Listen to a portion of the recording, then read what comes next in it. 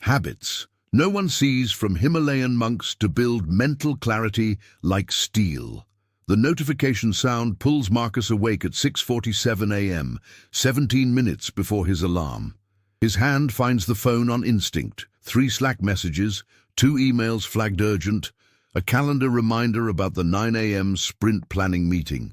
He's been awake for 11 seconds, and his mind is already splitting into 7 directions. The apartment feels warm, stuffy.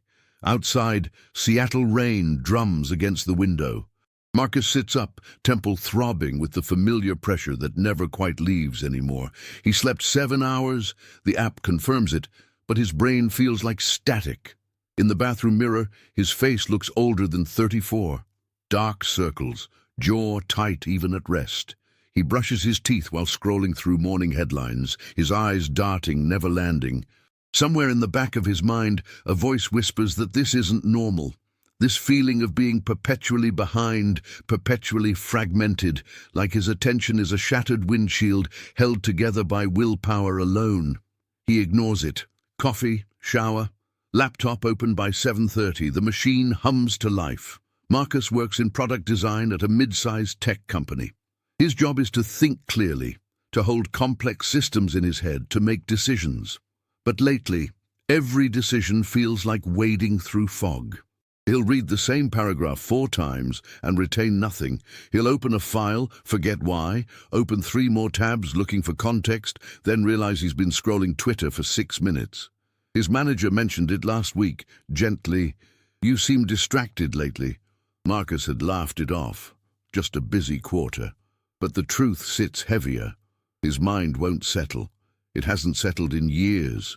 At lunch, he microwaves leftover pad thai and eats at his desk, one eye on a design review document, the other on a YouTube video about focus techniques. The algorithm offers him another video. 7 habits Himalayan monks use to build unshakable mental clarity.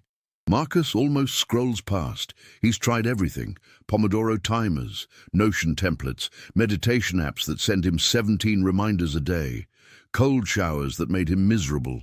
None of it stuck. But something about the thumbnail stops him.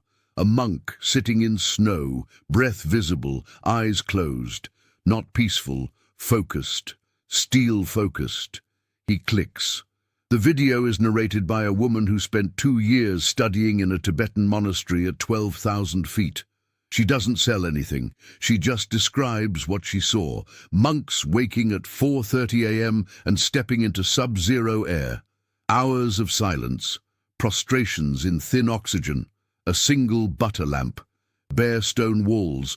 No phones, no notifications, no choices. Just rhythm, cold, breath and repetition. Marcus watches the entire thing without checking his phone once. 23 minutes of unbroken attention. When it ends, he feels something strange. Not inspiration exactly. Recognition. The singing bowl in the final scene rings once, clear and singular. One sound, one moment. That evening, Marcus stops at a small import shop on Capitol Hill. He's not sure why. The place smells like sandalwood and dust. An older woman behind the counter is reading. She glances up, nods, returns to her book. Marcus wanders past shelves of incense, prayer flags, wooden statues. Then he sees it. A small brass singing bowl, palm-sized, with a worn wooden striker resting inside. The price tag says $34. He picks it up. It's heavier than it looks. Solid. He taps the rim with the striker. The sound is pure, sustained, impossibly clear. It vibrates in his hand, and for 3 seconds, his mind goes quiet. He buys it. At home, Marcus places the bowl on his desk, next to his laptop. It looks absurd there, ancient brass beside a glowing screen, Slack notifications pinging in the background. His roommate, Josh, pokes his head in. "What's that?" "A singing bowl," Marcus says. "Tibetan thing." Josh grins. "You going full monk now?" Marcus doesn't answer. He's staring at the bowl. One object, one sound. He thinks about the video. The monks at altitude, their breath visible in the cold, their minds like steel because everything excess had been stripped away. He thinks about his own mind, cluttered with 43 open browser tabs, 18 apps, a to-do list that regenerates faster than he can complete it. He's been trying to fix his focus by adding more tools. What if the problem is the opposite? He strikes the bowl again. The sound fills the room, then fades into silence. Josh has already left. Marcus sits in the quiet, listening to the rain. For the first time in months, he notices how loud his own thoughts are, not because they're profound, but because there's nothing drowning them out. He opens a notes app and types. Habit 1, cold exposure at dawn. Habit 2, silence before screens. He stares at the words, then he deletes them and writes instead, tomorrow, no phone until 8 a.m., open the window, sit in the cold, just sit. It feels impossible. It feels necessary. Outside, a distant siren wails through the rain. Marcus closes his laptop. The singing bowl sits still on the desk, waiting. If you've ever felt tired even after a full night of sleep, or frustrated with diets that don't last, tell us in the comments which part of this story feels familiar, and stay with us for the next chapters. Part 2. The alarm goes off at 6:15 a.m. Marcus silences it and lies still, listening to his heartbeat. The phone sits on his nightstand, face down. He doesn't reach for it. This is already strange. His fingers itch. 3 minutes pass. 5. The room is dark, cold. He gets up, walks to the window and slides it open. November air pours in, sharp and damp. 43 degrees. He's wearing a t-shirt. His body tenses immediately, shoulders up, breath shallow. The Himalayan monks did this at sub-zero. In the video they called it recalibration. Marcus just calls it miserable. He stands there for 60 seconds, shivering, then closes the window. His mind is awake now, not calm, but alert in a way coffee never makes him. He sits on the edge of his bed and stares at the singing bowl on his desk. The video said the monks used it to mark transitions. One sound, one shift. Marcus picks it up, strikes the rim. The tone fills the small room, vibrating in his chest. He waits until it fades completely. Silence settles like snow. No Slack, no email, no podcast in the background. Just the rain outside and the hum of the refrigerator downstairs. It lasts 90 seconds before his brain starts generating tasks. Check the sprint board. Reply to Sarah's message, review the wireframes, order groceries, call mom. The thoughts come faster than he can observe them, each one hooking into the next. Marcus closes his eyes and exhales slowly. The monks didn't fight thoughts. They just didn't feed them. He imagines his mind like a browser with 100 tabs, not closing them one by one, but pulling the plug. Cold air. One sound. Silence. Repeat. By 7:30 he's dressed and making coffee. Josh stumbles out of his room, hair everywhere, phone already in hand. Dude, did you open the window? It's freezing. Yeah, Marcus says. Testing something. The monk thing? Yeah. Josh pours cereal, scrolling. My cousin did a meditation retreat once. Said it was life-changing. Lasted 3 weeks. He grins. You starting a cult. Marcus doesn't answer. He drinks his coffee slowly. No podcast, no article open on his phone. Just coffee. The silence feels heavy, almost confrontational. His mind keeps trying to fill it, to problem solve, to plan, to worry. But there's nothing to solve right now. No emergency, no deadline. Just this kitchen, this mug, this moment. It feels like holding a plank. His brain wants out. At work, Marcus tries to carry the silence with him. He closes Slack for 1 hour, just one, and works on a single design file. No context switching, no checking messages every 4 minutes. The first 20 minutes are torture. His hand reaches for the Slack icon 8 times. He stops himself each time, exhales, refocuses. By minute 30, something shifts. The fog lifts slightly. He notices details in the interface he's been staring at for weeks.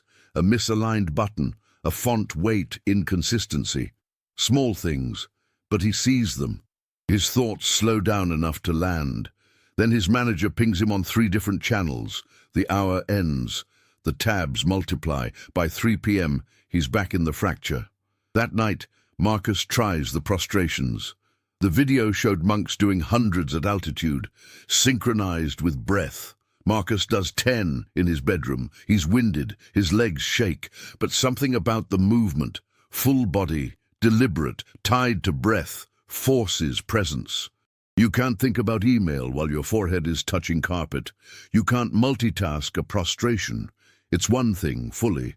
When he stands, his mind is quieter, not empty, just less crowded. He strikes the singing bowl again. The sound feels different now, like it's carving out space in his head. He sits and listens to it fade. 3 minutes pass without him reaching for his phone. Small, but not nothing. Josh knocks on the doorframe. "You good? You've been weird all day." Marcus looks at him. "Honestly, I don't know, but I'm trying something."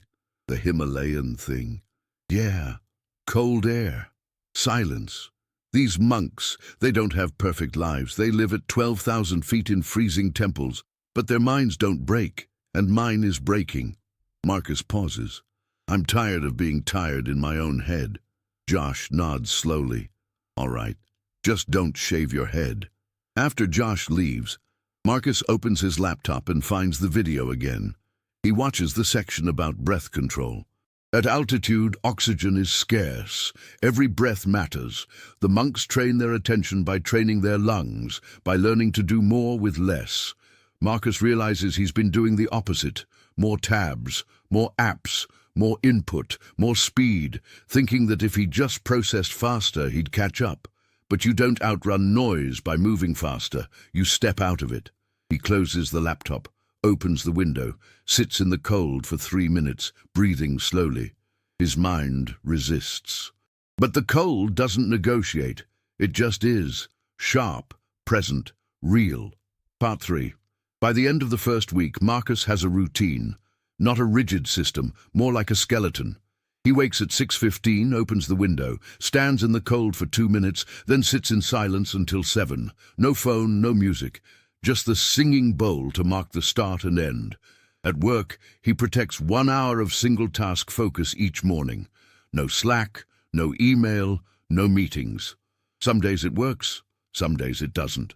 But even on bad days, something has shifted. His baseline feels different, less frantic, more weight behind his attention. His co-workers notice. Sarah, the lead engineer, stops by his desk on Thursday. "You seem calmer this week." Marcus looks up. "Do I?" "Yeah, less." She gestures vaguely. "Scattered?" He almost laughs. "I'm trying something. Himalayan monk habits. Sounds ridiculous." Sarah raises an eyebrow. "Like meditation." "Sort of, but more physical. Cold exposure, silence, single-task focus, minimalism. They live at altitude in freezing temples and somehow stay mentally sharp. I figured if they can do it there, maybe I can do a version of it here." "Huh?" Sarah considers this.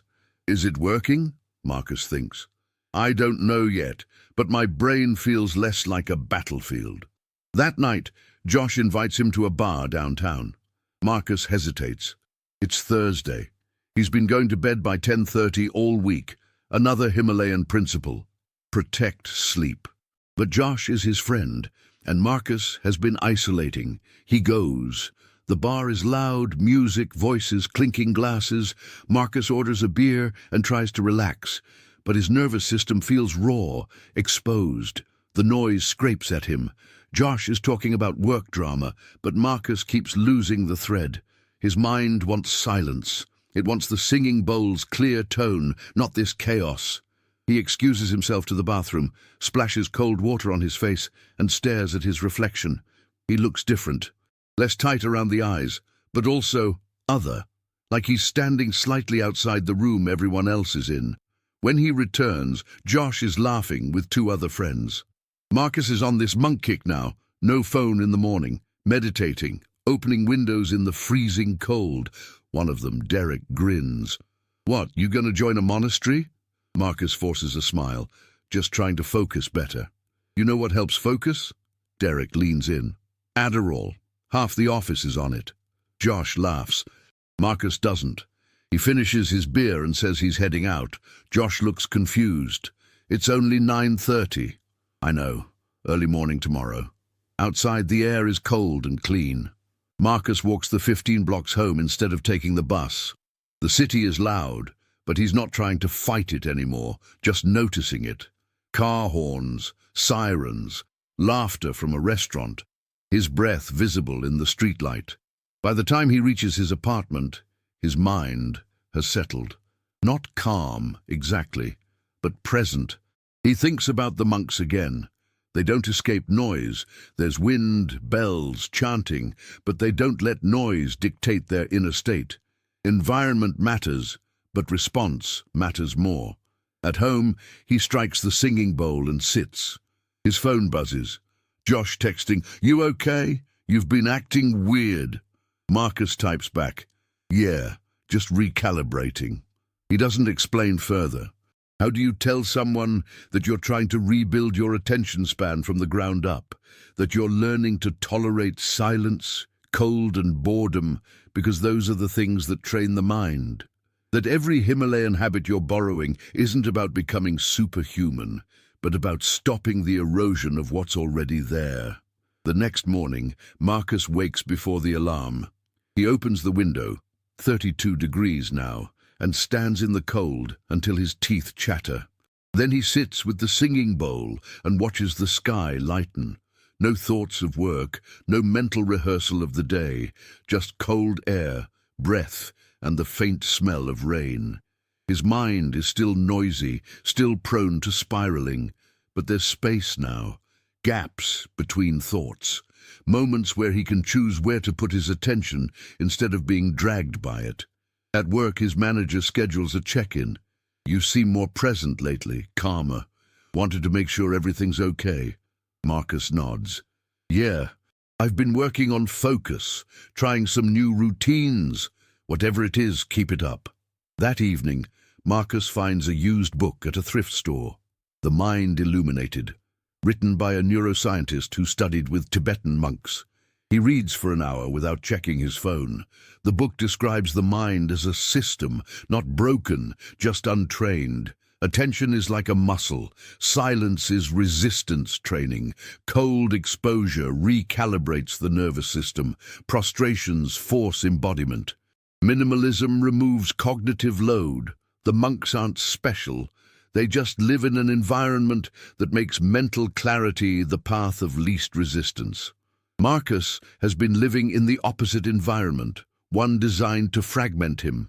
He closes the book and looks around his room.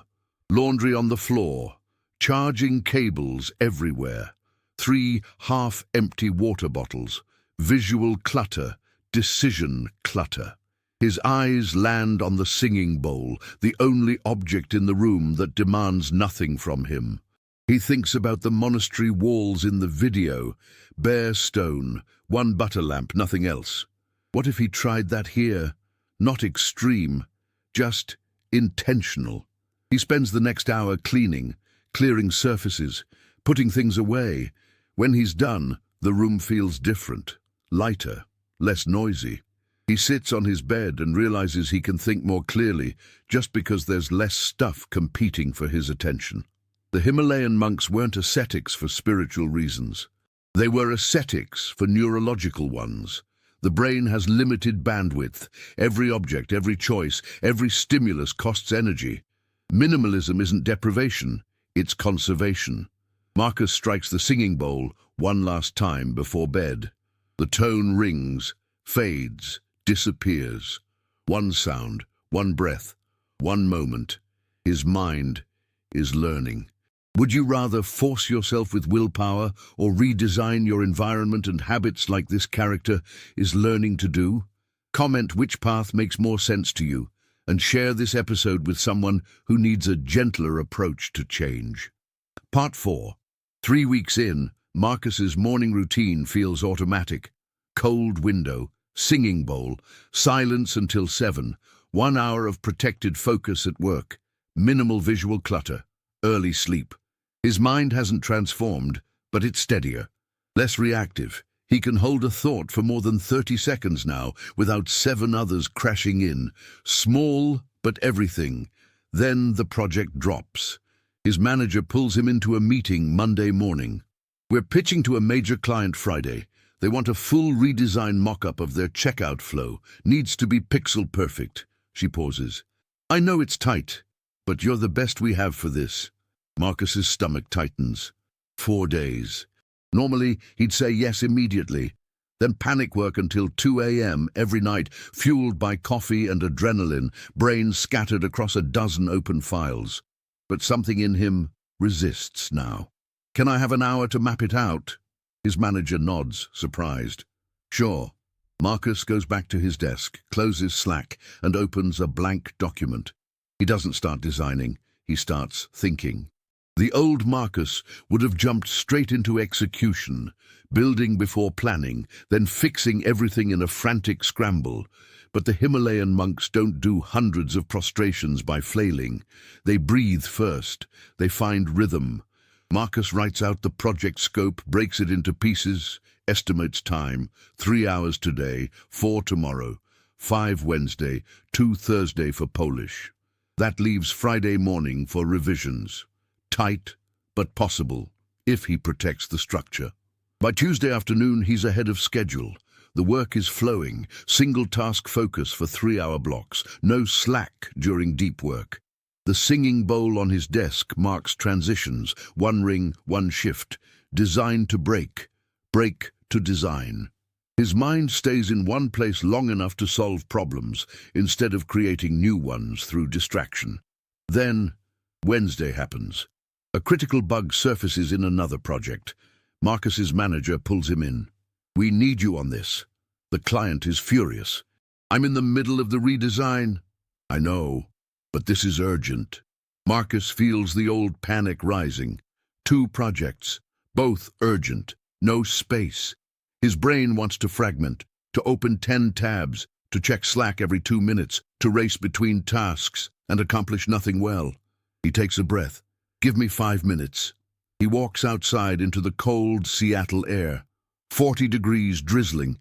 He stands there, no jacket, and lets the cold hit him. His nervous system screams. Then it quiets. He thinks about the monks at 12,000 feet. Thin air, freezing wind, prostrations in snow. They don't avoid stress. They calibrate it. They choose the hard thing that makes them sharper, not the easy thing that makes them weaker.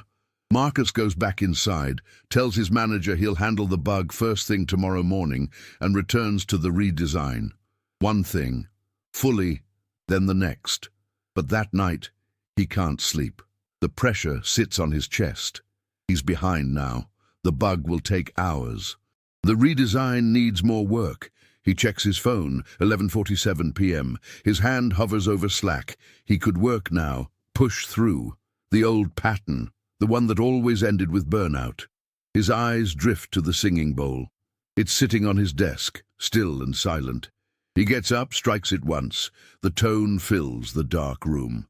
He listens until it fades completely, then gets back into bed. No phone, no work, just breath and cold air from the cracked window. He wakes at 5:30 a.m., clear-headed. The bug takes 2 hours. The redesign takes 6. By Thursday night, both are done. Not perfect, but solid. Marcus leans back in his chair, exhausted but functional. His manager stops by.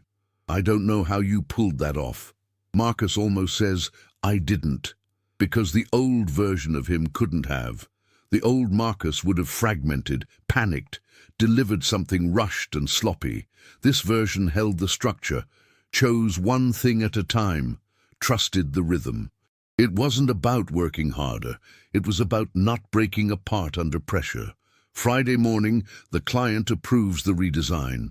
Marcus's manager hugs him. You've been different lately. I don't know what changed, but don't stop. That night, Josh is having friends over. Music, beer, laughter. Marcus joins for an hour, then retreats to his room. Not because he's antisocial, because his nervous system knows what it needs now. He sits with the singing bowl in his lap and thinks about the week. He almost fractured, almost went back to the chaos, but the habits held: cold air, silence, one task, minimalism, breath. They're not magic, they're architecture. The Himalayan monks didn't build mental clarity through superhuman discipline. They built it by removing everything that eroded it. Marcus strikes the bowl. The sound rings clear and singular. One tone, one focus. Steel doesn't form from softness. It forms from heat, pressure, and removal of impurities. His mind is learning the same process, not by adding more, by stripping everything away that doesn't serve. Part 5. The email arrives Monday morning. Therapy appointment confirmed. Dr. Chen, 4 p.m. today. Marcus had scheduled it 3 months ago. Back when his mind felt like it was disintegrating, he almost cancels. He's been feeling better. The habits are working, but something tells him to go. Dr. Chen's office is quiet, minimalist. One chair, one couch, a single plant by the window. Marcus sits and realizes he's been sitting in silence for 90 seconds without discomfort. A month ago, that would have been impossible. Dr. Chen notices. "You seem calmer than last time." "I've been trying something," Marcus says. He explains the Himalayan monk habits: cold exposure, silence, single-task focus, environmental minimalism, breath control, early sleep, physical rituals. Dr. Chen listens without interrupting. When Marcus finishes, Dr. Chen leans forward. "What do you think changed?" Marcus pauses. "I thought I needed to get better at focusing, like focus was a skill I could force, but I was wrong." He looks at the plant by the window. "The problem wasn't that I lacked discipline. The problem was my environment was designed to fracture me. Notifications, open tabs, noise, choices. I was trying to build mental clarity in a system that rewards distraction." Dr. Chen nods. "And the monks? They don't live in that system. They live at 12,000 feet in freezing stone temples with no phones, no choices, bare walls, one task at a time. Their environment makes focus the default. Mine made chaos the default." Marcus exhales. "So I started changing my environment, not to escape the world, but to create space where my brain could actually function." And the cold, the silence. They're not punishments. They're recalibration tools. Cold resets the nervous system. Silence stops the default mode network from hijacking attention. Minimalism reduces decision fatigue. It's all neuroscience, not mysticism. Marcus meets Dr. Chen's eyes. "The monks aren't superhuman. They're just not drowning." Dr. Chen is quiet for a moment. "You've discovered something important. Most people try to fix their minds by thinking differently. You fixed your mind by living differently." The words land heavy. Marcus has spent years trying to optimize his thoughts. Positive thinking, gratitude journals, affirmations. But thoughts live in environments. If the environment is chaotic, the thoughts will be too. The Himalayan monks don't achieve clarity by meditating harder. They achieve it by removing every single thing that makes clarity impossible. Cold air strips away comfort. Altitude strips away excess oxygen. Bare walls strip away visual noise. Silence strips away auditory hijacking. Prostrations strip away mental abstraction by forcing embodiment. The singing bowl's single tone strips away everything except presence. Marcus realizes he's been crying. Not sad crying. Relief crying. "I thought I was broken." "You weren't broken," Dr. Chen says gently. "You were just living in a system that breaks people." That night, Marcus sits in his room and looks at everything differently. The singing bowl isn't just a ritual object. It's a symbol of what his mind has been trying to become: singular, clear, focused.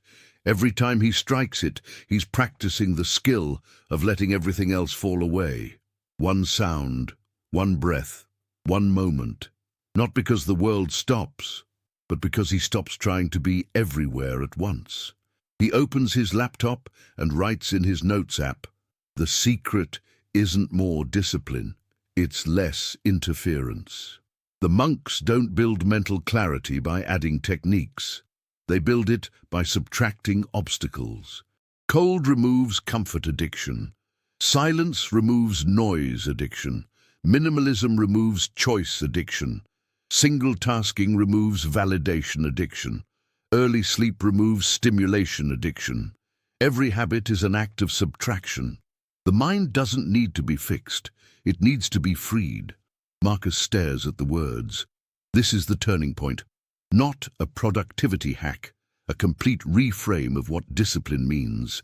Discipline isn't forcing yourself to do hard things. Discipline is building a life where the right things are easy and the wrong things are hard. The Himalayan monks don't wake at 4:30 a.m. through sheer willpower.